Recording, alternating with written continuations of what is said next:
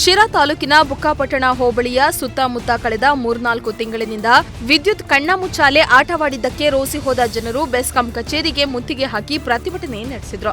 ಜನಗಳು ಸೇರಿ ಮಾಡ್ತಾ ಇರೋದು, ನೇರವಾಗಿ ರೈತರು, ಸಾರ್ವಜನಿಕರು ಎಲ್ಲರೂ ಸೇರಿ ಮಾಡ್ತಾ ಇರೋದು. ಇದರಲ್ಲಿ ಯಾವುದೇ ರಾಜಕೀಯನೂ ಇಲ್ಲ, ಎಂಥದೂ ಇಲ್ಲ. ಇದರಲ್ಲಿ ಹಾಗಾಗ್ಬಿಟ್ಟು ಸಂಬಂಧಪಟ್ಟ ಇಲಾಖೆ ಅಧಿಕಾರಿಗಳು ಬರಬೇಕಿಲ್ಲ, ಸ್ಪಾಟ್ಗೆ ಬಂದು ಏನು ಸಮಸ್ಯೆ ಆಗಿದೆ, ಇಲ್ಲಿ ಏನು ಮೇಜರ್ ನಮಗೆ ಸಮಸ್ಯೆ ಆಗ್ತಿರೋದು ಅಂದರೆ ಒಂದೇ ಒಂದು ವಿದ್ಯುತ್ ಲೈನ್ನಲ್ಲಿ 4-5 ಫೀಡರ್ಗಳು ತಗೊಂಡು ಹೋಗ್ತಾರೆ. ಯಾವುದಾದ್ರು ಒಂದು ಫೀಡ್ರಲ್ಲಿ ಸಮಸ್ಯೆ ಬಂದರೆ ಇಡೀ 4-5 ಫೀಡ್ರದ್ದು ಕರೆಂಟನ್ನು ಎಲ್ಸಿ ತೊಗೊಳ್ತಾರೆ, ತೆಗಿತಾರೆ. ಒಬ್ಬ ಲೈನ್ ಮ್ಯಾನ್ ಆ ಭಾಗದ ಸಮಸ್ಯೆ ಆಗ್ತಿದೆ, ಇನ್ನೊಬ್ಬ ಮತ್ತೆ ಫೋನ್ ಹಾಕ್ತಾನೆ, ಮತ್ತೆ ಎಲ್ಸಿ ತೊಗೊಳ್ತಾರೆ. ಹಾಗಾಗ್ಬಿಟ್ಟು ಈಗ ನಾವು KPTCLನವ್ರನ್ನ ಕೇಳೋದು ಸಹಿತ ಅವರು ಅದನ್ನೇ ಹೇಳ್ತಾರೆ. KPTCLನವ್ರು ಹೇಳೋದು ಒಂದೇ ಹಗಲೊತ್ತಿನಲ್ಲಿ 3 ಫೇಸ್ ಇದ್ದಾಗ ನಾವು ಅರ್ಧ ಗಂಟೆ ಮೇಲೆ ಎಲ್ಸಿ ಕೊಡಲೇಬಾರ್ದು, ಆದರೆ ಇಲ್ಲಿ ಒತ್ತಡ ಹಾಕ್ಬಿಟ್ಟು ಬೆಸ್ಕಾಂನವರು ಎಲ್ಸಿ ತೊಗೊಳ್ತಾರೆ. ಹಾಗಾಗ್ಬಿಟ್ಟು ಇದು ಅವ್ರ ಸಮಸ್ಯೆ ಅಂತ KPTCLನವ್ರು ಹೇಳ್ತಾರೆ. ದಯಮಾಡಿ ಅಧಿಕಾರಿಗಳು ಇದನ್ನು ಅರ್ಥ ಮಾಡ್ಕೋಬೇಕು, ಬರಬೇಕು. ಈಗ ಇನ್ನೂ ಏನು ಬೇಸಿಗೆ, ಇನ್ನೂ ಮಾಗಿ ಕಾಲ, ಇನ್ನೂ ಸಾಕಷ್ಟು ಪಂಪ್ ಸೆಟ್ಗಳು ರೈತರು ಚಾಲನೆ ಮಾಡಿಲ್ಲ.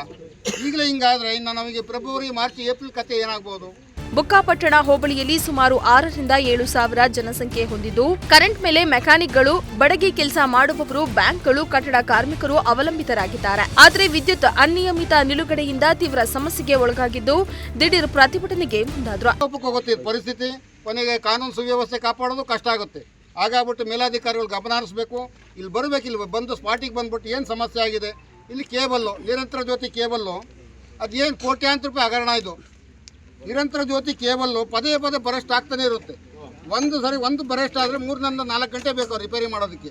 ಇದು ದೊಡ್ಡ ಸಮಸ್ಯೆ ಇದೆ. ಇದು ರಾಜ್ಯ ಮಟ್ಟದಲ್ಲಿ ದೊಡ್ಡ ಹಗರಣ ಇದೆ. ನಿರಂತರ ಜ್ಯೋತಿದು ಕೇಬಲ್ಲಿ ಸರಿಯಾದ ಕ್ವಾಲಿಟಿ ಇರೋ ಕೇಬಲ್ ಹಾಕಿಲ್ಲ, ಅಧಿಕಾರಿಗಳು ಕಣ್ಮುಚ್ಕೊಂಡು ಬಿಲ್ ಮಾಡಿಕೊಟ್ರು. ಅವನು ಯಾವನ ಕೆಲಸ ಮಾಡ್ದ, ಬಿಲ್ ತಗೊಂಡು ಹೋದ ಅವನು ಕಾಂಟ್ರಾಕ್ಟ್ರು.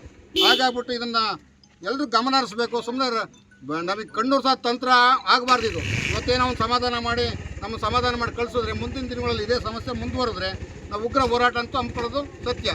ಬೆಸ್ಕಾಂ ಇಲಾಖೆಗೆ ಮುತ್ತಿಗೆ ಹಾಕಿದ ವೇಳೆ ಶಿರಾ ಗ್ರಾಮೀಣ ಉಪ ವಿಭಾಗದ ಸಹಾಯಕ ಕಾರ್ಯಪಾಲಕ ಇಂಜಿನಿಯರ್ ರಜೆ ಹಾಕಿದ್ದ ಪ್ರಯುಕ್ತ ಮಧುಗಿರಿ ಕಾರ್ಯಪಾಲಕ ಇಂಜಿನಿಯರ್ ಜಗದೀಶ್ ಅವರನ್ನ ದೂರವಾಣಿ ಮೂಲಕ ಸಂಪರ್ಕಿಸಿ ತಮ್ಮ ಅಳಲನ್ನ ತೋಡಿಕೊಂಡ್ರ. ಸಮಸ್ಯೆ ಆಲಿಸಿ ಸಕಾರಾತ್ಮಕವಾಗಿ ಸ್ಪಂದಿಸಿದ ಡಬಲ್ಇ ಅವರು ಬುಕ್ಕಾಪಟ್ಟಣ ಸೆಕ್ಷನ್ ಆಫೀಸರ್ ಆದ ರಮೇಶ್ ರವರನ್ನ ತರಾಟೆಗೆ ತೆಗೆದುಕೊಂಡ್ರು.